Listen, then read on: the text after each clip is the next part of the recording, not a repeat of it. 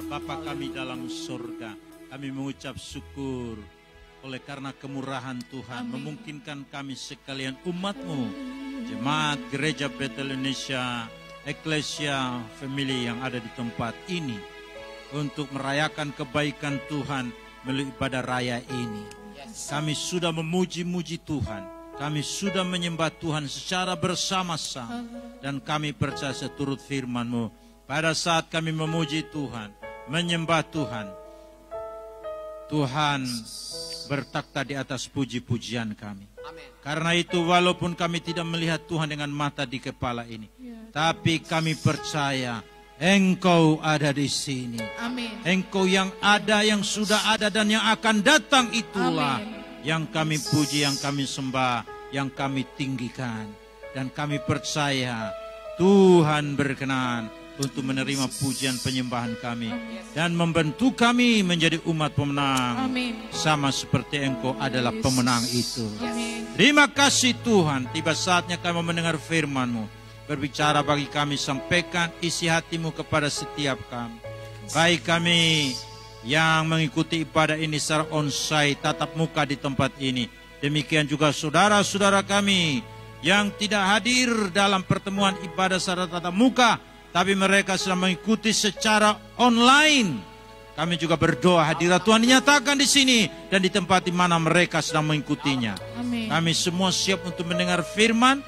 Kiranya Roh Kudus memeteraikan kebenaran firman dalam hati kami, karena kami semua mau menerima firman-Mu yang Kau sampaikan oleh hamba-Mu. Hamba-Mu yang Kau percayakan untuk menyampaikan firman ini, hamba-Mu terbatas untuk itu meminta hikmat dari surga, kuasa dan urapan, supaya setiap tutur kata dan kalimat yang Bapa izinkan keluar dari bibir mulut hamba-Mu bersumber dari kuasa dan pengurapan Roh Kudus. Amin. Sehingga yang sakit disembuhkan, Amin. yang lemah dikuatkan, Amin. yang berdosa diampuni, Amin. hidup kami dipulihkan. Amin. Dan kami menjadi umat pemenang. Karena itu berfirman bagi kami. Kami siap untuk mendengar. Dan kami juga mau melakukan dalam hidup kami. Demi Yesus, Tuhan kami yang hidup. Kami berdoa. Haleluya. Amin. Amin. Silakan duduk Bapak Ibu Saudara-saudara. Salam. Ya, salam sejahtera bagi kita sekalian. Baik kita yang mengikuti secara onsite ibadah di tempat ini, dan mungkin juga sedang mengikuti secara online. Saya juga sampaikan salam bagi saudara-saudara yang mengikuti ibadah ini secara online.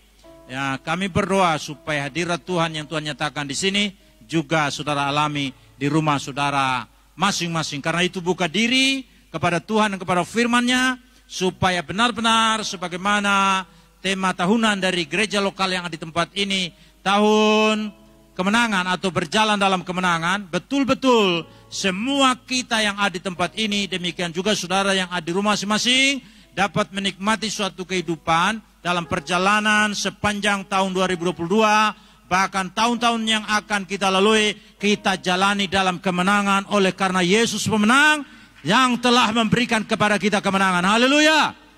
Dan juga Bapak Ibu Saudara-saudara, karena gereja ini merupakan satu gereja lokal dalam bagian dari Gereja Betel Indonesia, saya juga ingin sampaikan bahwa tema tahunan dari sinode gereja kita adalah 2022 tahun kesehatan rohani. Haleluya.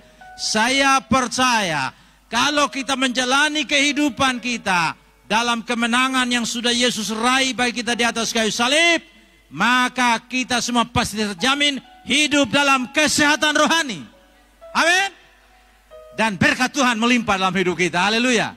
Baik Bapak Ibu Saudara-saudara, saya akan membacakan bagi kita sekalian firman Tuhan yang terdapat dalam Roma pasal 8 ayat 31 sampai dengan 39. Firman Tuhan mengatakan, sebab itu apakah yang akan kita katakan tentang semuanya itu? Jika Allah di pihak kita, siapakah yang akan melawan kita? Ia yang tidak menyayangkan anaknya sendiri, tetapi yang menyerahkannya bagi kita semua, bagaimanakah mungkin ia tidak mengaruniakan segala sesuatu kepada kita bersama-sama dengan Dia? Siapakah yang akan menggugat orang-orang pilihan Allah? Allah yang membenarkan mereka, siapa yang menghukum mereka? Kristus Yesus yang telah mati, bahkan lebih lagi yang telah bangkit, yang juga duduk di sebelah kanan Allah, yang malah menjadi pembela bagi kita. Siapakah yang akan memisahkan kita dari kasih Kristus? Penindasan atau kesesakan atau penganiayaan atau kelaparan atau ketelanjangan atau bahaya atau pedang. Seperti ada tertulis, oleh karena engkau kami ada dalam bahaya maut sepanjang hari. Kami telah dianggap sebagai domba-domba sembelihan. Tetapi dalam semuanya itu kita lebih daripada orang-orang yang menang oleh Dia yang telah mengasihi kita. Sebab aku yakin bahwa baik maut maupun hidup, baik malaikat-malaikat maupun pemerintah-pemerintah, baik yang ada sekarang maupun yang akan datang, atau kuasa-kuasa, baik yang ada di atas maupun yang di bawah, ataupun sesuatu makhluk lain, tidak akan dapat memisahkan kita dari kasih Allah yang ada dalam Kristus Yesus Tuhan kita. Amin. Mari kita berikan tepuk tangan yang meriah bagi Tuhan yang telah menyatakan bagi kita firman-Nya. Dan dalam firman Tuhan ini juga Tuhan menyatakan kepada kita suatu rahasia bagaimana kita berjalan dalam kemenangan. Nah, saudara yang kasih dalam Tuhan, saya membaca satu artikel yang menjelaskan mengenai apa itu kemenangan. Tapi itu bukan berdasarkan firman, itu tulisan yang sifatnya sekuler begitu ya. Dia menjelaskan mengenai apa itu kemenangan. Kemenangan itu pertama, saat kita mengalahkan ego sendiri. Saudaraku yang kasih dalam Tuhan, kita semua punya ego. Dan ketika kita mengalahkan ego kita, maka itu disebut sebagai orang yang menang. Nah, ini menurut artikel ini. Kenapa ada perkelahian dalam rumah tangga antara suami dan istri? Kenapa ada perselingkuhan? Karena ego masing-masing orang. Dia punya keinginan daging, keinginan mata, keangkuhan hidup. Dan dia tidak bisa menaklukkan keinginan itu atau ego itu. Akhirnya jatuh dalam perselingkuhan, pertengkaran, perkelahian. Jadi Bapak Ibu Saudara-saudara, kemenangan itu saat kita mengalahkan ego kita. Terus yang kedua, saat orang lain berbahagia atas apa yang kita berbuat. Jadi orang yang menang itu rupanya menurut artikel ini, ketika kita melakukan sesuatu yang justru membahagiakan orang lain gitu ya. Kemudian yang ketiga, saat kita jujur dan menahan diri. Jadi orang yang tipu-tipu, orang yang suka bohong, justru sebenarnya yang kalah. Dikalahkan oleh dirinya sendiri yang suka bohong. Tapi kalau dia jujur, dia bisa menahan diri untuk tidak bohong, itu berarti dia adalah seorang yang menang. Kemudian yang keempat, saat diri kita bisa bangkit dari keterpurukan. Jadi seseorang yang mengalami kegagalan, keterpurukan, dia tidak tetap tinggal dalam kegagalan, dalam keterpurukan itu. Tapi dia bangkit dari keterpurukan, dari kegagalannya. Dan itu disebut sebagai orang yang menang. Lalu yang kelima, saat kita tulus melakukan apapun. Jadi seseorang ketika dia dipercayakan untuk melakukan apa saja. Entah itu di gereja, entah itu di masyarakat, entah itu di organisasi-organisasi kemasyarakatan. Entah itu di marketplace, di pemerintahan, di perusahaan. Kalau kita dipercayakan untuk mengerjakan sesuatu, kita lakukan itu dengan penuh ketulusan, maka itu berarti kita orang yang menang. Jadi orang yang tidak melakukan suatu pekerjaan dengan tulus, yang nuntut balas, nuntut jasa, nuntut pujian, itu artinya dia adalah orang kalah. Tapi kalau dia melakukan segala sesuatu dengan tulus, itu berarti dia adalah pemenang, dia orang yang menang. Karena itu firman Tuhan mengatakan, segala sesuatu yang kita lakukan, kita harus lakukan itu dalam nama Tuhan Yesus Kristus. Kemudian Bapak Ibu Saudara-saudara, dalam Kamus Bahasa Indonesia memberikan definisi mengenai menang ini atau kemenangan ini, dapat mengalahkan musuh. Nah, musuh kita tentu yang pertama-tama bukanlah setan. Memang setan itu musuh kita. Tapi Alkitab berkata, setan itu bagaikan singa ompong yang tidak ada giginya lagi. Karena apa? Karena sudah dihancurkan, sudah dipatahkan oleh Yesus Kristus di atas kayu salib melalui kematiannya.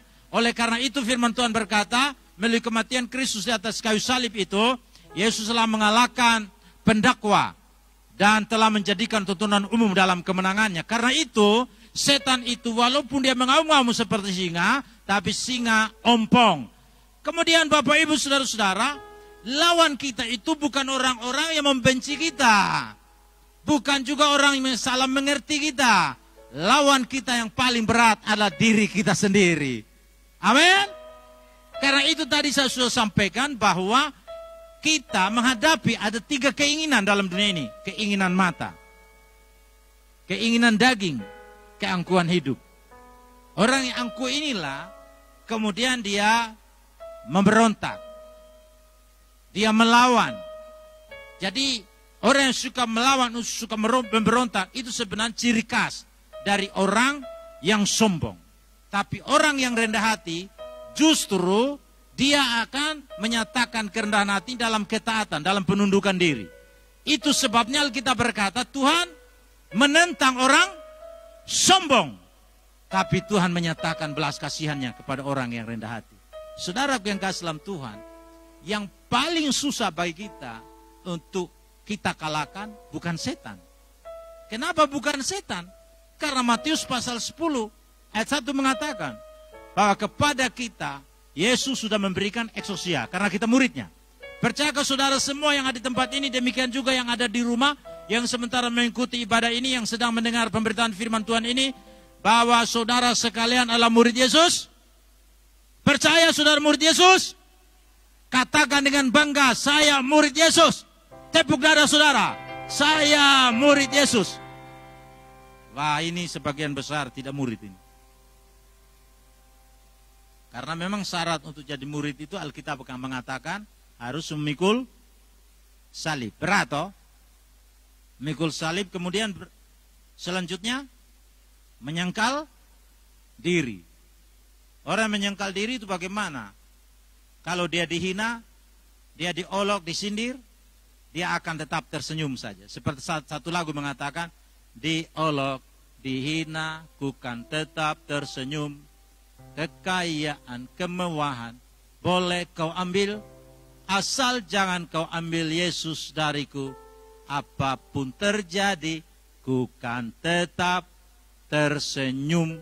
Berat kan? Kalau kita nyanyikan, itu sangat mudah. Tapi kalau kita menghadapi kenyataannya, belum tentu seperti yang kita nyanyikan. Belum tentu juga seperti yang kita khotbahkan. Itu sebabnya banyak juga pendeta, walaupun dia bilang, jangan marah-marah, tapi dia juga tukang marah-marah di rumah. Nah, saya kasih contoh ini. Saya kasih contoh. Ada seorang pendeta di satu tempat. Dia berkhotbah berapi-api. Suatu waktu ada seorang jemaat yang hadir sebagai simpatisan di bagian belakang sana. Dan di sebelahnya ada seorang ibu yang sejak awal Pak Pendeta berkhotbah, ibu itu bersyafaat. Tuhan tolong hambamu yang sedang berkhotbah. Biarkan dia khotbah semangat. Dan dia khotbah panjang. Saudara, lain sekali kan? Kebanyakan dari kita, setiap kali kita dengar firman, kita lihat jam. Kapan Pak Pendeta selesai khotbah? Di sini tidak ada, amin? Ya? Tidak ada, amin? Tapi di tempat lain, ketika dia merasa sudah lebih dari 30 menit, dia lihat kapan selesai. Tapi lain dengan ibu itu. Dia berdoa, Tuhan pimpin hambamu. Biar dia berkhotbah. Tambah lama. Lalalala. Saudaraku yang kasih, jemaat baru yang simpatisan, yang baru pertama kali hadir dalam ibadah itu, dia memberanikan diri untuk bertanya kepada ibu itu, Ibu, saya minta maaf. Saya baru pertama kali hadir dalam ibadah hari ini di gereja ini. Sejak Bapak Pendeta khotbah, ibu tadi berdoa supaya diurapi, tapi juga ibu berdoa supaya Bapak Pendeta khotbah biar lama. Terus ibu itu mengatakan begini, ya saya memang berdoa seperti itu dan memang kau dengar apa yang saya doakan. Mengapa? Karena yang khotbah di depan itu adalah suami saya sendiri. Dia kalau berkhotbah, dia paling bagus. Tapi nanti setelah selesai khotbah, dia keluar tidak sama seperti itu. Dia tukang marah, tukang marah, dan kadang-kadang saya ditempeleng sama dia. Karena itu lebih baik dia khotbah terus supaya saya aman. Jadi Bapak Ibu Saudara-saudara, macam kami sebagai pendeta yang suka khotbah ini, mudah untuk mengkhotbahkannya, tapi belum tentu mudah mempraktekannya. Nah, oleh karena itu Bapak Ibu Saudaraku yang kasih dalam Tuhan, kenapa kemudian banyak juga pendeta lalu jatuh dalam dosa? Karena dia tidak mampu mengendalikan 3 keinginan tadi. Keinginan mata, lihat yang cantik di gerejanya sendiri, dia sengaja bikin macam-macam. Ajak dengan macam-macam begitu. Nanti karena ini pendeta, si jemaatnya yang diajak untuk macam-macam ya dengan tulus dia beri. Tapi setelah itu dia bikin yang lain. Ada hal-hal seperti ini yang bisa terjadi Bapak Ibu. Dimulai dari mana? Dimulai dari keinginan mata. Terus muncul dalam keinginan daging.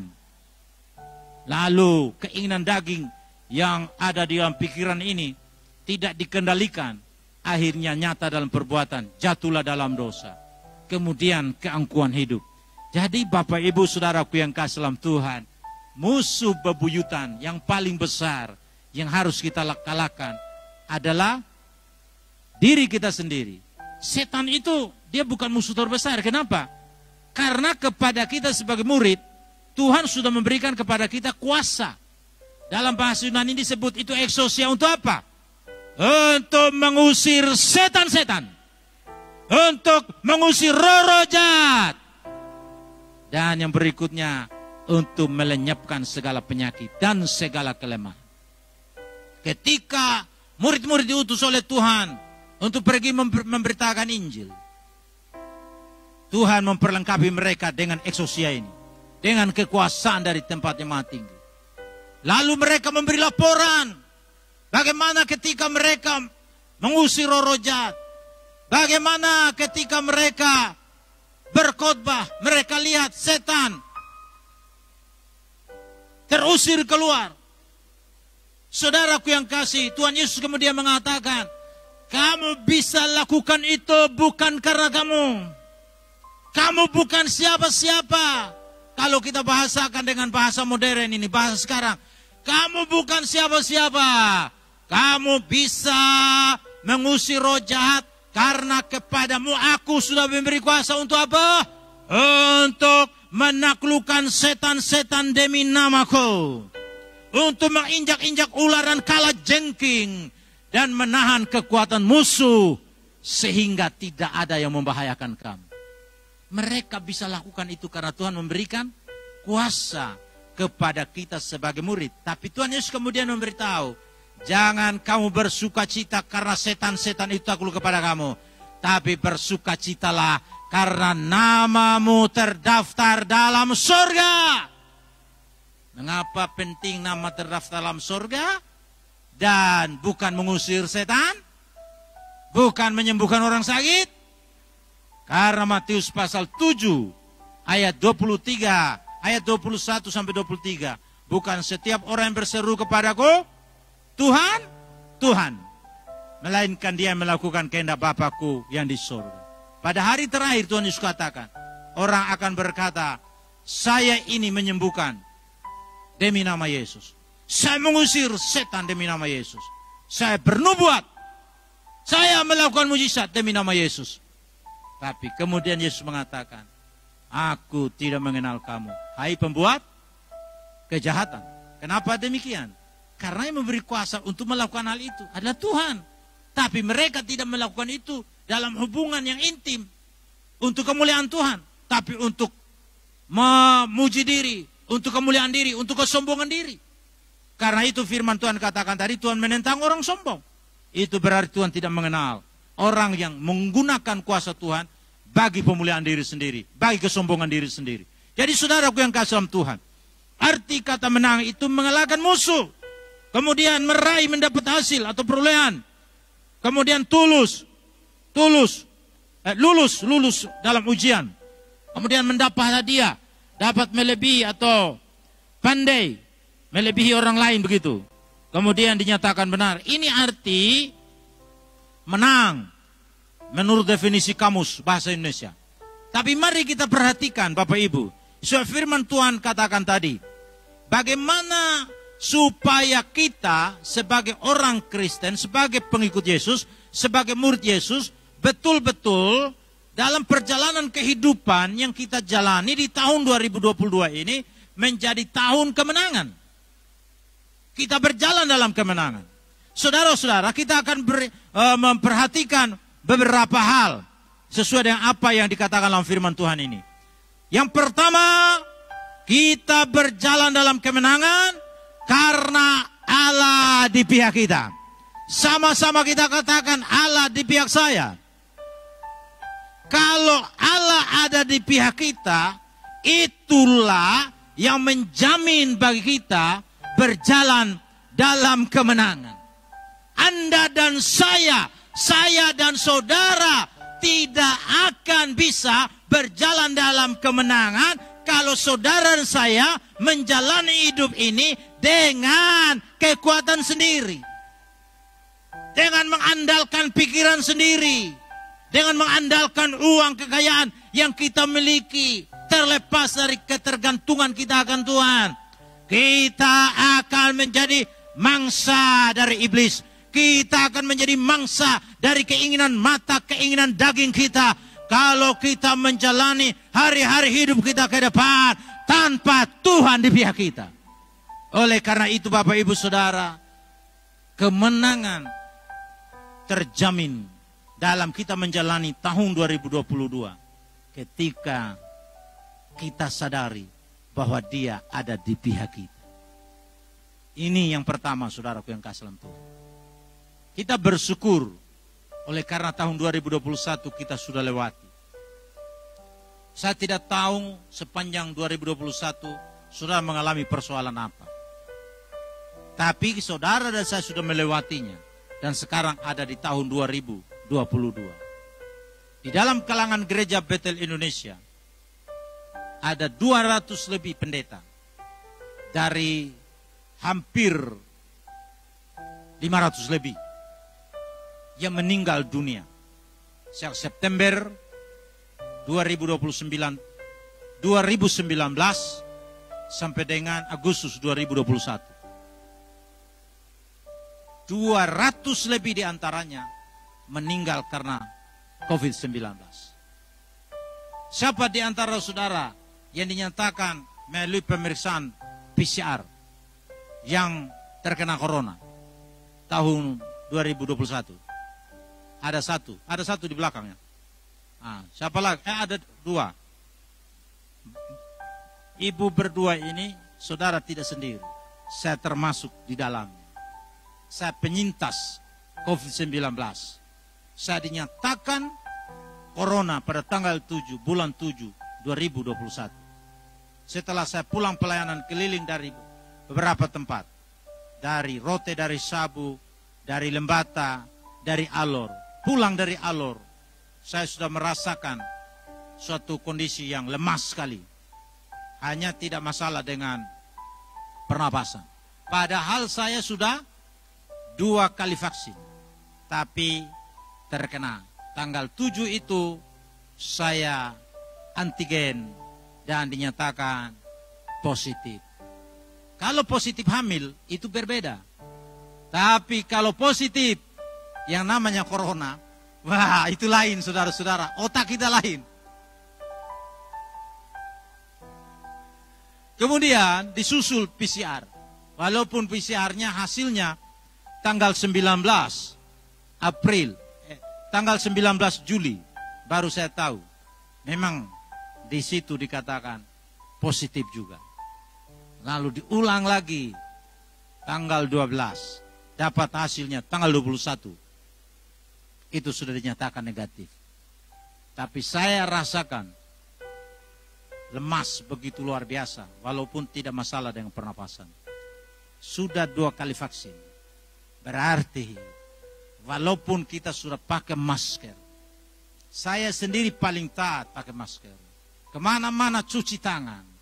Saya menghindari memang kerumunan. Kecuali karena saya adalah ketua PD GBI. ketika ada hamba-hamba Tuhan yang meninggal, lalu saya diminta, saya tidak bisa menolak. Karena saya dalam kapasitas sebagai ketua dan diminta oleh keluarga, saya harus pergi. Walaupun sebenarnya dia sudah nyatakan corona sebelumnya, kemudian meninggal, sudah negatif. Banyak juga pendeta GBI tidak seperti biasa. Waktu itu banyak sekali kalau terjadi seperti di Kupang.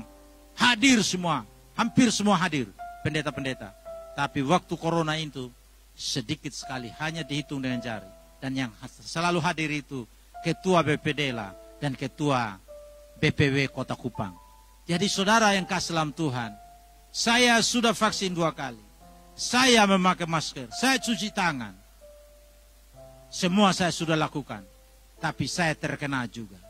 Itu berarti semua upaya yang kita lakukan tidak menjamin kita tidak terkena dengan corona. Tapi ini yang saya beritahu. Kalau memang belum waktunya, walaupun sudah sekarat karena penyakit tertentu termasuk karena corona, pasti kita luput. Dan karena itulah kita masih bisa memasuki tahun 2022, termasuk 2 ibu yang tadi, termasuk saya. Karena Tuhan yang luputkan. Tapi Bapak Ibu Saudara, ketika kita menghadapi hal-hal seperti itu, apakah itu berarti karena kita terkena kutuk? Tidak. Karena kalau disebut kena kutuk, kutuk apa? Lalu yang lain itu bukan manusia berdosa.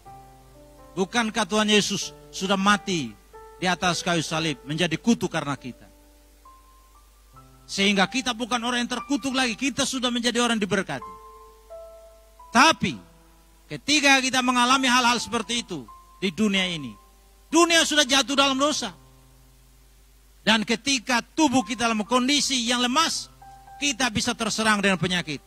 Tapi yang mengendalikan segala sesuatu di alam semesta ini bukan corona, bukan pemerintah, yang mengendalikanlah Tuhan. Dan karena itulah ketika kita menghadapi masalah seperti itu, Tuhan bisa pakai atau tidak apa yang kita alami itu untuk mendatangkan kebaikan bagi kita. Untuk mendatangkan berkat bagi kita. Iya.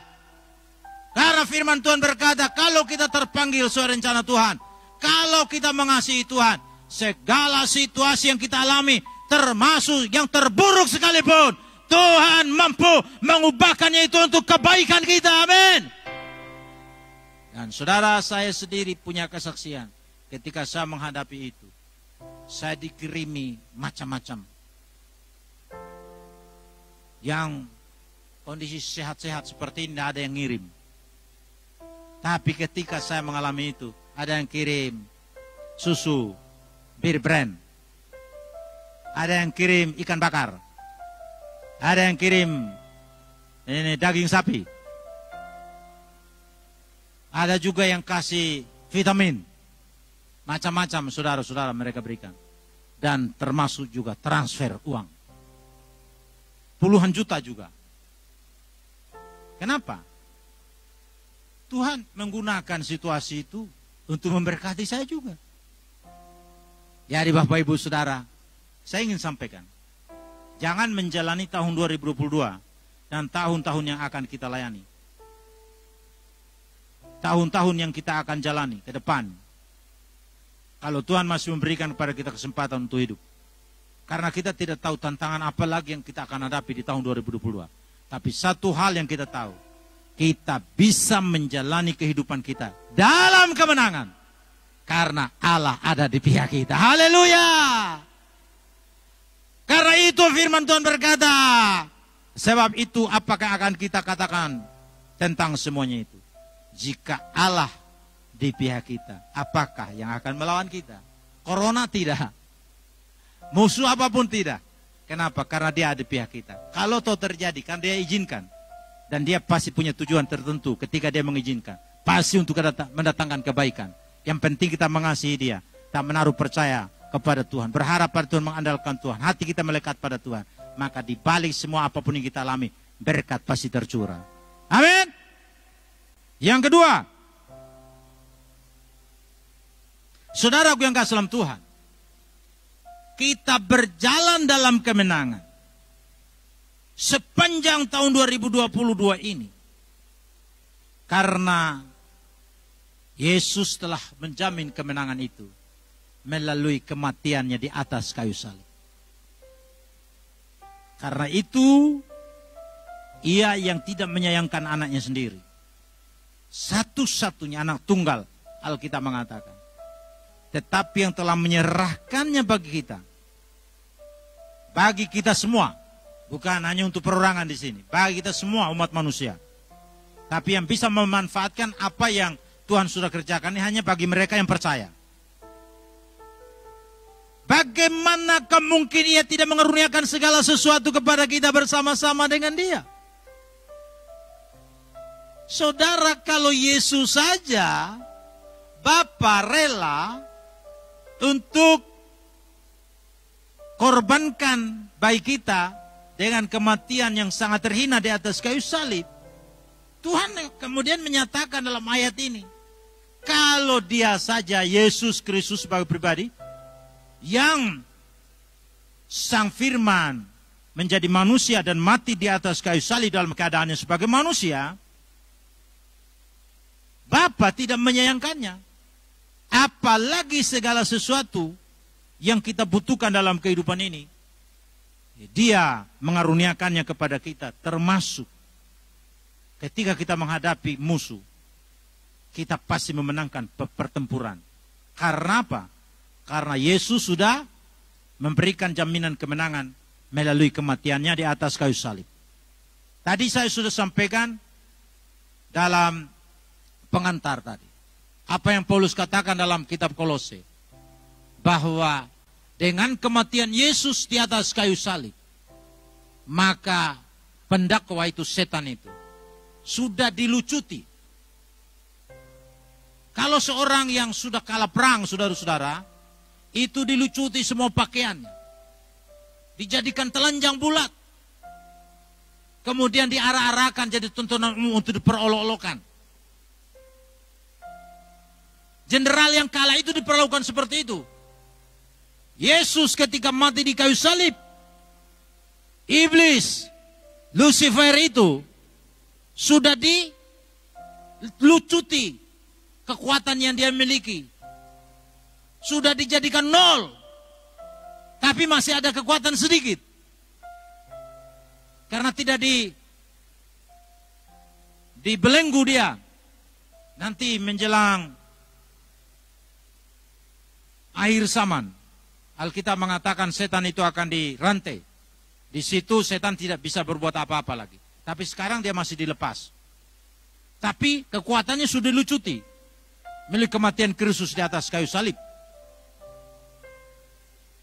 Karena sudah dilucuti, maka semua kita yang hidup dalam iman kepada Yesus yang sudah mengerjakan bagi kita kemenangan melalui kematiannya di atas kayu salib, maka kemenangan Yesus itu menjamin kemenangan kita. Firman Tuhan katakan di sini bahwa kalau segala sesuatu Dia akan karuniakan kepada kita bersama-sama dengan Dia. Jadi Bapak Ibu Saudara, percayalah bahwa semua kita yang hadir di sini, kita bisa menjalani kehidupan kita dalam kemenangan. Karena Kristus sudah membayar mahal melalui tumpahan darahnya di atas kayu salib. Sehingga kita yang percaya kepada Dia yang telah melakukan itu baik kita di atas kayu salib, kita pun telah diberikan jaminan untuk menang. Menang terhadap apa? Menang terhadap iblis, menang terhadap dosa, menang terhadap diri kita sendiri.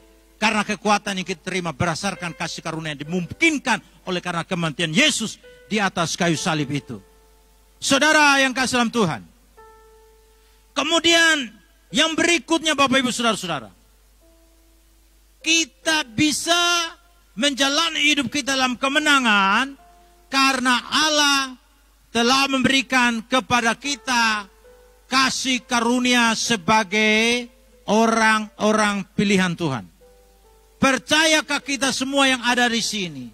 Saudara yang ada di rumah sementara mendengarkan pemberitaan firman Tuhan ini. Kita semua adalah orang-orang pilihan Allah? Percaya saudara orang pilihan? Saya percaya seorang pilihan Tuhan. Saya dipilih oleh Tuhan menjadi umatnya, menjadi hambanya. Saya latar belakang kepercayaan Jingitiu di Sabu sana.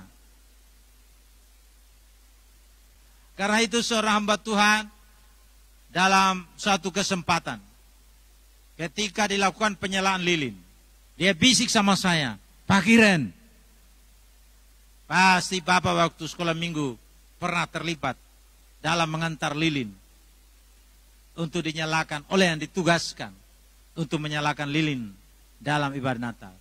Pak Pendeta minta maaf, saya tidak pernah mengalami apa yang disebut sekolah minggu itu. Karena saya orang Jingitiu di Sabu. Kami dilarang juga oleh orang tua. Apalagi saya punya keluarga, kakek saya sampai ke bapak tua saya. Dan pasti karena itu merupakan jabatan yang turun-temurun. Karena saya tertua dalam kalangan keluarga, saya juga akan menerima jabatan itu. Imam adat itu. Tapi tanggal 28 Oktober 84, sekitar umur 18 tahun, saya beralih dari kepercayaan itu, dibaptis di laut, di dalam lingkup Gereja Betel Indonesia. Tapi banyak orang Kristen sudah dari gereja tertentu baru pindah GBI. Kalau saya langsung dari animisme itu, dari kepercayaan itu, GBI. Saudaraku yang kasih dalam Tuhan, saya tidak pernah mengalami itu, sekolah minggu. Saya umur 18 tahun. Selesai dibaptis. Berapa tahun kemudian, saya dipukul lagi sama pendeta. Gara-gara menuduh saya mengajak orang ke GBI. Sampai kepala saya ini bengkak 1 minggu. Tapi untung Bapak Ibu, karena memang Tuhan sudah memilih, betul-betul sudah memilih. Saya tidak murtad seperti yang lain. Karena ada keluarga kami juga di kampung itu. Mereka ketika datang ke Kupang, sudah dibaptis jadi orang Kristen. Pulang ke Sabu karena pengaruh Jingitiu masih kuat. Mereka kembali lagi dalam kepercayaan itu dan mati dalam kepercayaan itu. Saya kenal beberapa dari mereka. Saya baru menjadi orang Kristen. Menjadi pengikut Yesus. Secara iman belum kuat. Tapi sang pendeta pukul saya. Lapor saya ke polisi, saya katanya terdakwa. Walaupun tak dipanggil sama polisi. Karena zaman itu zaman Orde Baru kan. Polisi semua bukan orang GBI. Berpihak pada kepentingan pendeta ini.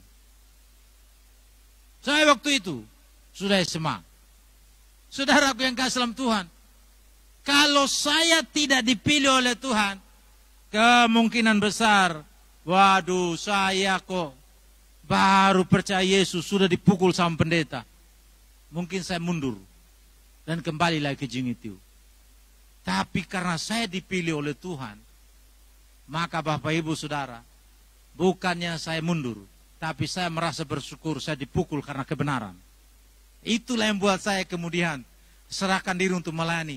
Pergi untuk sekolah di Petamburan, tempat di mana Bapak Gembala di tempat ini juga bersekolah di sana. Dia adik kelas, saya kakak kelasnya. Haleluya.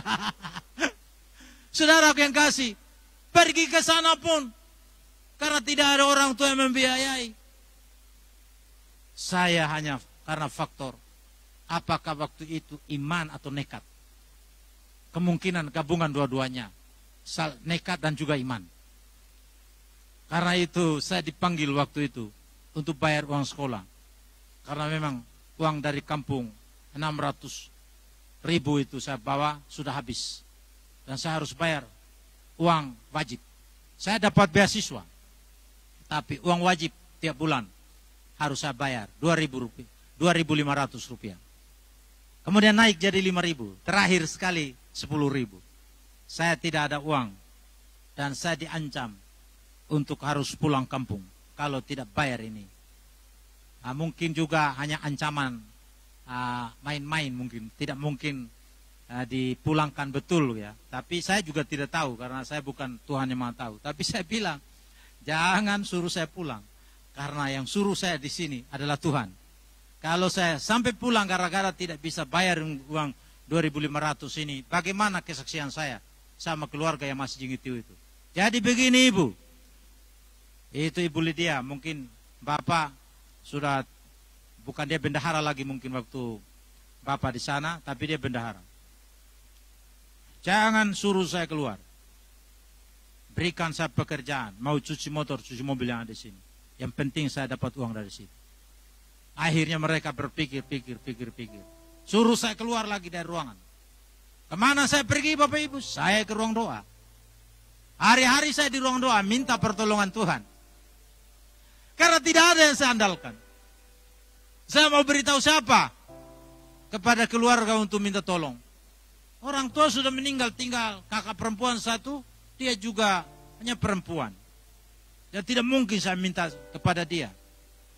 Jadi saya menanggulangi semua penderitaan yang saya alami ketika saya kuliah itu. Akhirnya mereka pikir-pikir, panggil saya lagi melalui toa, pengeras suara. Kami sudah putuskan, kamu tidak jadi keluar, tapi kamu kerja di perpustakaan. Jadi hari-hari saya kerja di perpustakaan, mahasiswa semua datang, kasih hambur-hambur itu buku. Saya punya tugas lah, kasih masuk kembali sesuai dengan nomor-nomor urut yang ada. Sampai selesai Bapak Ibu. Saya memanfaatkan fasilitas itu, buku saya baca karena saya tidak punya uang untuk beli buku.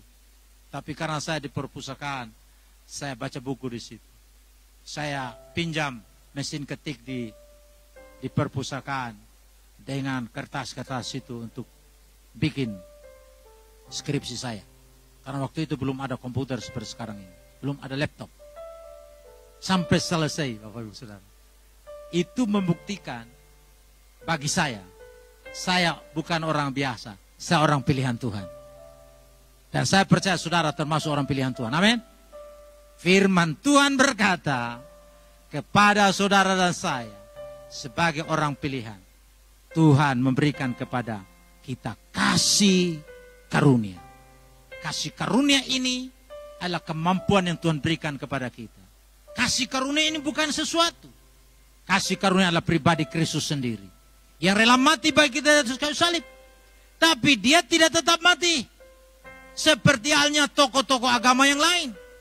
Seperti halnya tokoh-tokoh politik. Seperti halnya manusia sejak Adam sampai hari ini. Mati ya sudah mati. Tidak pernah bangkit-bangkit. Tapi Yesus Kristus Tuhan kita, dia bukan hanya mati.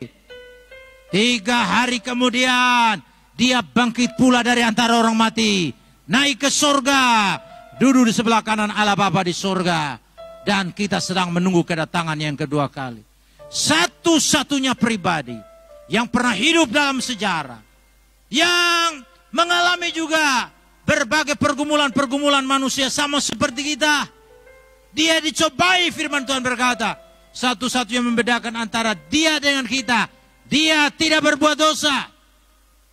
Dia selalu melakukan kehendak Bapaknya. Karena itu firman Tuhan berkata, apapun yang dia lakukan itu berdasarkan apa yang dia lihat Bapa lakukan. Berdasarkan apa yang dia dengar Bapa lakukan. Karena itu firman Tuhan berkata, makananku adalah melakukan kehendak dia yang mengutus aku dan menyelesaikannya. Yesus tahu betul untuk apa dia datang ke dalam dunia. Dia datang untuk menyelesaikan pekerjaan yang Bapa berikan kepada dia. Dan ketika dia mati di atas kayu salib, salah satu perkataan salib mengatakan, sudah selesai. Sudah genap. Berarti pekerjaan penyelamatan yang Tuhan Yesus lakukan itu sudah sempurna bagi kita. Dan pekerjaan yang sempurna yang dia lakukan melalui kematiannya, maka dia terapkan melalui kebangkitannya. Sehingga kita semua menerima kuasa kebangkitan. Karena itu pada saat kita dibaptis dalam baptisan air, Alkitab berkata pada saat kita masuk ke dalam air, kita bersatu dengan dia dalam kematiannya. Kita dikuburkan kehidupan lama dalam kematiannya. Melalui dimasukkan ke dalam air itu, melalui baptisan air. Pada saat kita diangkat lagi atau dibangkitkan lagi, saudaraku yang kasih, itu adalah kesatuan kita dengan kebangkitan Yesus Kristus. Dan oleh karena kuasa kebangkitan itu, kita dibangkitkan untuk apa? untuk menerima kemuliaan yang sama sepertinya Yesus sudah terima itu. Karena itu Bapak Ibu Saudara, karena kita orang pilihan, maka kepada kita Tuhan memberikan kasih karunia yang memungkinkan kita bisa menjalani kehidupan dalam kemenangan yang Dia sudah raih bagi kita di atas kayu salib, dan melalui kebangkitannya Dia mendemonstrasikan kuasa kemenangan atas maut, atas neraka, atas dosa, atas segala sesuatu. Saudara yang kasih dalam Tuhan, Alkitab mengatakan begini, kalau kita ini orang pilihan, tidak ada yang bisa menggugat kita. Dasarkah tidak? Siapa yang bisa menggugat? Setan? Tidak bisa. Ini orang pilihan. Sudah mendapat kasih karunia melalui kematian kebangkitannya. Lalu Alkitab berkata, tidak ada yang bisa menghukum. Lalu yang berikutnya, karena Dia Allah yang membenarkan kita. Luar biasa kan tidak ini? Lalu yang berikutnya dikatakan, Tuhan Yesus menjadi pembela bagi kita. Menjadi pengantara. Jadi Yesus itu, saudaraku yang kasih, itu saudara sulung kita. Dia sudah bangkit dari kematian. Dia duduk di sebelah kanan Bapa, menjadi pembela, menjadi pengantara. Sebagai saudara sulung, ketika kita dituduh oleh roh jahat, Dia membela kita. Jangan coba-coba, itu orang pilihan saya itu. Ini dasar kan? Satu-satunya saudaraku yang kekasih dalam Tuhan, yang bisa melepaskan kita dari Tuhan itu ketika kita lari. Kita tinggalkan Tuhan, tapi kita dalam kelemahan, keterbatasan kita tetap ada dalam hubungan persekutuan dengan Tuhan, berdasarkan kasih karunia yang kita sudah terima sebagai orang pilihan. Tidak ada satu setan, dua binatang yang dapat menghukum kita. Iya, dasar kan? Tidak ada saudara-saudara. Karena itu kita bersyukur karena Dia sudah melakukan itu bagi kita sekalian. Sebagai orang pilihan, Dia jamin kemenangan karena Dia sudah memberikan kepada kita kasih karunia-Nya. Haleluya. Paulus mengatakan, aku ada sebagaimana aku ada sekarang karena apa? Karena kasih karunia. Dan kasih karunia yang aku berikan yang membuat aku bisa bergerak melebihi kawan-kawanku yang lain dalam panggilan pelayanan Tuhan percayakan. Jadi pekerjaan besar yang kita bisa lakukan itu juga karena kasih karunia yang Tuhan berikan. Sebesar itu memampukan kita untuk melakukan perkara besar. Karena itu firman Tuhan berkata, bersama dengan Allah kita melakukan perkara yang besar dan menginjak-injak para lawan kita. Luar biasa. Kemudian yang keempat, yang terakhir. Yang terakhir Bapak Ibu Saudara-saudara, kasih Kristus yang dicurahkan oleh Roh Kudus dalam hati kita, itulah yang menjamin bagi kita untuk berjalan dalam kemenangan. Roma pasal 5 ayat yang kelima kalau tidak salah, di situ dikatakan kasih Allah dicurahkan oleh Roh Kudus ke dalam hati kita. Kata dicurahkan, kasih dalam bahasa Yunaninya itu saudara-saudara, itu memiliki pengertian yang lebih dari hanya mencurahkan, tapi mencurahkan sehabis-habisnya kasih itu ke dalam hati kita. Bagaimana supaya kasih itu bisa kita terima untuk ada dalam hati kita? Kan perlu membuka hati, membuka diri, melalui suatu jalinan persekutuan yang kita bangun terus-menerus, supaya kita mendapatkan bagian dari kasih yang dicurahkan oleh Roh Kudus rata di dalam hati kita sekalian. Saudara yang kasih dalam Tuhan, karena kita telah mendapat jaminan pencurahan kasih oleh Roh Kudus dalam hati kita, maka firman Tuhan berkata, tidak ada satu kekuatan manapun dalam dunia ini yang bisa memisahkan kita dari kasih Kristus itu. Ada 7 hal yang disebutkan oleh Rasul Paulus sebagai sesuatu yang bisa kita alami dalam menjalani kehidupan kita sebagai orang Kristen, sebagai orang percaya. Dan 7 hal ini tidak ada yang bisa memisahkan kita dari kasih Kristus. 7 hal ini apa saja? Dalam ayat yang ke-35 dikatakan penindasan. Saudara, setan kerjanya untuk apa? Kerjanya untuk mencuri, membunuh, dan membinasakan. Dia menggunakan cara-cara dengan tujuan untuk menekan, menindas kita.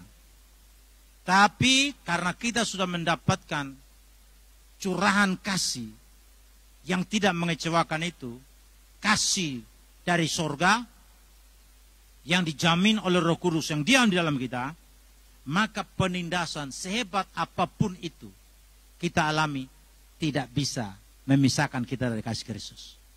Luar biasa Bapak Ibu. Kemudian kesesakan. Coba baca di bagian ini. Mengapa engkau tertekan, hai jiwaku? Ini pemazmur mengatakan. Bagaimana dia mengalami tekanan. Akibat dari tekanan itu membuat dia gelisah. Tapi bagaimana supaya dia terlepas dari tekanan, dari kegelisahan? Dia sendiri menyatakan jawabannya yang menandai imannya kepada Tuhan. Berharaplah kepada Allah, sebab aku akan bersyukur lagi kepadanya, penolongku dan Allahku. Kalau dia sudah mencurahkan kasihnya oleh Roh Kudus, Roh Kudus itu kan Alkitab berkata, Roh penolong, Parakletos. Dia mendampingi, dia dalam kita. Jadi ada kesesakan.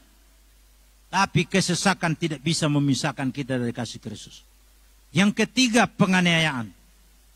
Di sini belum terjadi penganiayaan secara fisik. Hanya larang saja supaya jangan ibadah di gedung ini dulu. Iya kan?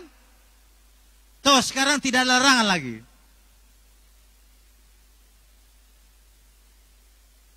Belum ada penganiayaan. Tapi Alkitab berkata menjelang kedatangan Kristus yang kedua kali, termasuk di dalamnya ini kita akan dibawa, diperhadapkan ke penguasa. Kita bisa ditindas, kita bisa dianiaya. Memang saat ini belum, tapi kita belum tahu ke depan. Ketika penggenapan firman itu terjadi, orang-orang percaya sungguh-sungguh pada Tuhan bisa mengalami penganiayaan seperti halnya saudara-saudara kita yang ada di negara-negara di Cina, yang orang-orang yang sungguh-sungguh percaya pada Tuhan itu mereka dianiaya, di Korea Utara, digantung dan sebagainya. Alkitab kalau dapat langsung itu. Makanya berdasarkan laporan mengenai penganiayaan dilakukan di berbagai negara yang mayoritasnya bukan Kristen situ, nomor 1 itu Korea Utara, kemudian nomor 2 itu Arab Saudi dan sebagainya. Banyak sekali saudara-saudara kita yang seperti kita sekarang ini beribadah, tidak bisa beribadah, mereka tahu beribadah kepada Yesus, mereka harus bayar dengan nyawa. Mereka yang bekerja di pemerintahan bisa dipecat gara-gara nama Tuhan. Penganiayaan, tapi Alkitab berkata, penganiayaan sedasar apapun tidak akan bisa melepaskan kita dari kasih Kristus. Kemudian kelaparan. Kasihan kan? Hanya gara-gara kelaparan, lalu selamat tinggal Tuhan Yesus. Nah, ini membuktikan orang ini mungkin belum percaya sungguh-sungguh. Dia belum menyatu dengan kematian dan kebangkitan Kristus secara sungguh-sungguh. Kalau orang sudah menyatu dengan kematian dan kebangkitan Kristus, dia sudah mengalami Tuhan Yesus dalam hidup dia, yang mengasihi dia, dia sudah menerima kasih dari Roh Kudus yang dicurahkan habis-habisan dalam hidupnya. Tidak ada sesuatu pun termasuk masalah ekonomi, masalah kelaparan yang dapat memisahkan kita dari kasih Kristus. Bukankah salah satu tanda kedatangan Kristus, Alkitab mengatakan akan terjadi kelaparan? Berarti akan terjadi yang disebut dengan krisis ekonomi global menjelang kedatangan Tuhan. Dan kita bisa merasakan saat-saat ini, ketika corona datang, saudara-saudara yang tadinya punya uang, apalagi yang bekerja di perhotelan dan wisata. Waktu baru-baru ini saya ke Bali, Kami pergi ke tempat di mana orang barat itu biasa banyak di situ, itu kosong. Lalu ibu-ibu di situ mengatakan, kami ini susah, tidak ada sawah, tidak ada ladang yang kami, tidak ada kebun yang bisa kami usahakan. Satu-satunya kami hidup dari sini. Jadi mereka jual kelapa, mereka tawarkan untuk pijit kepala, pijit kaki. Saya dengan Pak Pendeta Yoel Misa di pantai situ. Jadi yang datang itu hanya orang-orang lokal dan orang mungkin dari Jakarta, pokoknya orang di Indonesia saja, tapi tidak banyak. Akhirnya saya mengiyakan dengan teman saya ini untuk minum air kelapa. Kami tidak tanya harganya berapa, tapi karena sudah ditawarkan seperti itu, bahwa mereka susah cari uang, jadi tolong. Sampai mereka sudah pergi tawarkan beberapa barang mereka dengan harga 30.000. 30.000 saja begitu. Yang penting Bapak ambil saya tidak usah ambil. Kami kasih uang saja. Kamu jual lagi kepada orang lain gitu. Ketika kami lakukan ini kepada satu orang, diserbu lagi sama yang lain. Saudara-saudara yang kasih, setelah minum air kelapa, makan, isinya kami mau bayar. Kami pikir tidak lebih dari 10-15 ribu. Ternyata saudari itu bilang satu buah 50 ribu. Jadi karena 2 buah 100 ribu habis. Yang di Kupang hanya 5 ribu saja. Di sini berapa? 2 ribu ya? 5 ribu. Saudaraku yang kasih 50 ribu. Habis 100 ribu.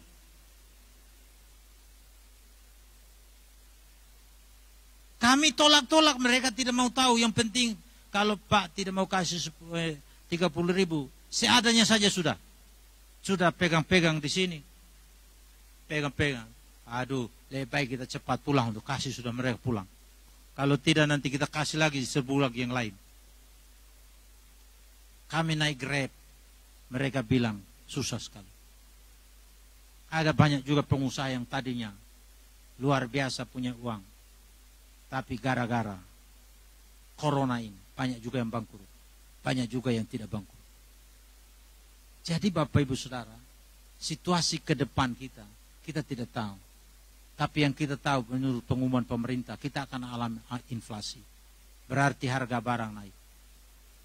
Nilai uang kita semakin merosot. Jadi kalau misalnya kita bawa uang 1.000 saja untuk belanja, maka berkarung-karung. Uang 1.000 itu kita bawa ke toko. Untung sudah ada uang 100.000 itu. 100.000 dalam satu uang kertas. Kalau 100.000 kita bawa yang 50 rupiah, itu berapa karung itu? Merosot kan? Dibandingkan yang kita waktu kecil. Jadi kita tidak tahu Bapak Ibu apa yang akan terjadi. Bisa saja krisis ekonomi dan sebagainya. Tapi firman Tuhan berkata, kelaparan pun tidak bisa memisahkan kita dari kasih Kristus. Kita sudah melihat bagaimana pemeliharaan Tuhan terhadap orang yang sebenarnya tidak bisa buat apa-apa lagi karena krisis ekonomi yang melanda negara mereka. Pada zaman Elia, Israel kelaparan. Tidak ada lagi sesuatu yang bisa dimakan. Seperti juga di zaman Elisa, janda Sarfat. Zaman Elia. Kelaparan. Jadi cari kayu ini tinggal beberapa. Tinggal sedikit minyak. Dibuli-buli. Kemudian tinggal satu tepung. Satu genggam tepung. Tapi Elia bilang, tolong pulang. Buatkan untuk saya terlebih dahulu. Maka nanti tepung yang ada itu dan minyak yang ada itu tidak akan habis-habis. Andai kata si wanita ini, yang janda ini, kemudian dia bilang begini, aduh Pak Pendeta ini mantre betul-betul. Sudah tahu kita sudah janda lagi. Tinggal sedikit ini. Bapak pendeta masih minta dia yang dapat duluan. Kira-kira bagaimana Bapak Ibu? Apa yang akan terjadi? Kalau si wanita ini protes, Pak Pendeta Elia. Dia tidak akan mengalami terobosan mujizat. Tapi karena dia mentaati firman Tuhan yang disampaikan oleh hamba Tuhan ini, dia pulang, dia olah. Lalu hasil olahan pertama dia kasih ke Pak Elia. Alkitab berkata, minyak dan tepung yang ada di buli-buli yang ada di tempatnya tidak pernah habis-habis sampai masa kelaparan itu berakhir. Mereka sudah bisa berusaha karena hujan sudah turun. Bayangkan cara Tuhan. Jadi saya sampaikan kepada kita sekalian. Apapun yang terjadi, yang kita alami ke depan. Kalau kita sudah menerima kasih dari sorga, melalui curahan kasih Allah oleh Roh Kudus dalam hati kita. Kelaparan atau apapun namanya, tidak akan memisahkan kita dari kasih Kristus. Karena itu, mari kita terus menerus hidup dalam kebergantungan kepada Tuhan. Firman Tuhan berkata begini, diberkatilah orang yang mengandalkan Tuhan, menaruh harapan pada Tuhan. Kemudian sebelum ayat itu, di ayat sebelumnya mengatakan, terkutuklah orang yang mengandalkan manusia, menaruh harapan pada manusia, yang hatinya menjauh dari Tuhan. Berarti yang diberkati itu termasuk yang hatinya melekat pada Tuhan, yang bersatu dengan Tuhan. Jadi hari ini Bapak Ibu Saudara, kalau hati kita melekat kepada Tuhan, kita bergantung kepada Tuhan, menaruh harapan pada Tuhan, mengandalkan Tuhan, percayalah, kita pasti diberkati dan akan digenapi firman yang mengatakan, kita menjadi seperti pohon yang ditanam di tepi air, merambatkan akar-akarnya ke tepi batang air, yang tidak mengalami datangnya panas terik. Luar biasa, yang daun tetap hijau. Ini bicara apa ini semuanya? Bicara berkat. Daun tetap hijau. Stabil iman, stabil perasaan, stabil emosi dalam setiap situasi. Tidak mengalami datangnya panas terik. Daun tetap hijau. Lalu mengatakan, tidak khawatir dalam tahun kering. Tidak pernah berhenti menghasilkan buah. Apa artinya ini baik kita tidak pernah berhenti menghasilkan buah? Termasuk di dalam tema tahunan ini. Berarti kalau kita tidak pernah berhenti menghasilkan buah karena Tuhan memberkati kita dengan menjalani kehidupan dalam kemenangan, karena kita terus berjalan bersama dengan Tuhan, Tuhan ada di pihak kita, maka percayalah, berkat kemenangan yang Tuhan janjikan, betul-betul kita nikmati dan kita akan jalani kehidupan kita dalam kemenangan-kemenangan dan kemenangan-kemenangan yang Tuhan janjikan kepada kita. Kita juga akan nikmati kemenangan itu sebagai berkat-berkat Tuhan yang Tuhan janjikan, di mana kita tidak akan pernah berhenti berbuah sepanjang perjalanan hidup kita. Dan firman Tuhan berkata, orang yang berbuah itulah yang Tuhan datang memetik buah. Karena itu Tuhan sangat keras menentang pohon yang tidak berbuah. Karena itu dia cabut, dia kutuk pohon itu. Karena itu Bapak Ibu Saudara, mari semua sebagai jemaat Tuhan tempat ini, kita putuskan hari ini, kita berjalan bersama dengan Tuhan. Karena kita yakin dia ada di pihak kita, itu menjamin kemenangan dan berkat Tuhan melimpah atas kita sekalian. Amin buat firman Tuhan.